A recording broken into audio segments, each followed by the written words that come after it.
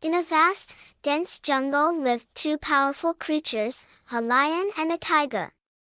The lion was known for his roar and dominance, while the tiger was silent, swift, and brave. One day, the tiger's younger brother, Dada, approached him and said, "Brother, you are strong, why should the lion be the king? You are just as worthy." Encouraged, the tiger went to the lion and said, "This jungle doesn't belong to one. Let's fight and see who the true king is." The lion roared, "Very well, let's settle this." Just then, Dada rushed in, shouting, "Stop! Your fight is terrifying all of us. This jungle belongs to no one alone. True strength lies not in conflict, but in unity."